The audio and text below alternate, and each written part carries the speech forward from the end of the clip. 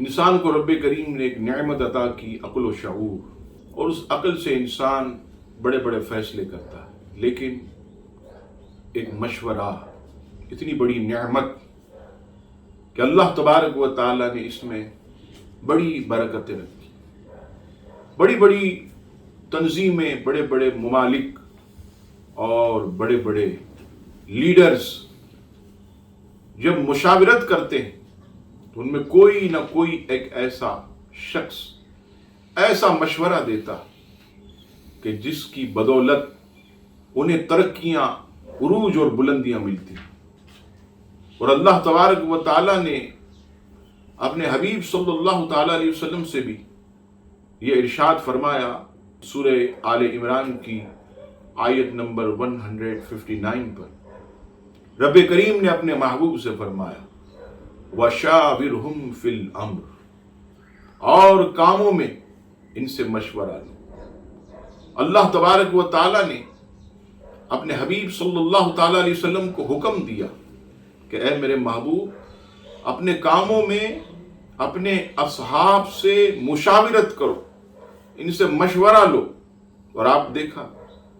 کہ جنگ بدر سے پہلے حضور علیہ السلام نے صحابہ سے مشاورت کی، جنگ بدر کے بعد حضور علیہ السلام نے مشاورت کی، جنگ احد سے پہلے حضور علیہ السلام نے مشاورت کی. کئی ایسے واقعات کہ حضور علیہ السلام حالانکہ کائنات میں، مخلوق میں سب سے بڑے ذہین اور فہیم، لیکن پھر بھی اپنے اصحاب سے مشاورت لیتے گئے، کیونکہ رب تعالیٰ کا حکم. تو ہمیں بھی چاہیے کہ ہم اپنے آپ کو عقل کل نہ سمجھیں، بلکہ اپنے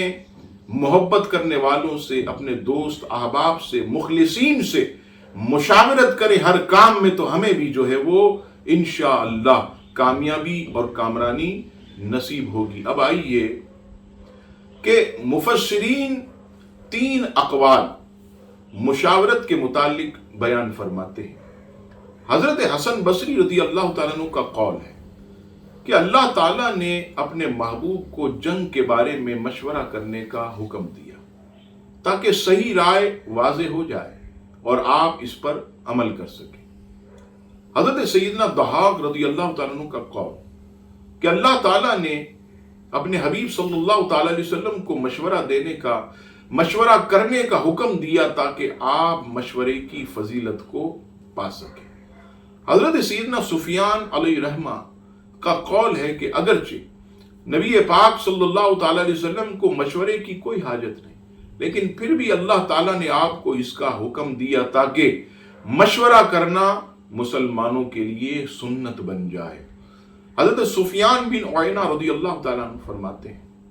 کہ رسول اللہ صلی اللہ تعالیٰ علیہ وسلم جب کسی کام کا ارادہ کرتے تو اس کے بارے میں مردوں سے مشورہ فرماتے. بھلا وہ ہستی مخلوق کے مشورے کی محتاج کیسے ہو سکتی جس کے کاموں کی تدبیر خالق و مالک رب ذوالجلال فرماتا ہو.